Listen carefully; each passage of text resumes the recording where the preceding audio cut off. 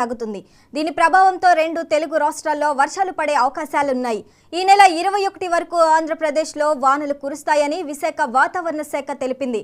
పలుచోట్ల ఈదురు గాలులతో కూడిన వర్షాల వల్ల తెలుగు రాష్ట్రాల్లో ఉష్ణోగ్రతలు తగ్గనున్నాయి.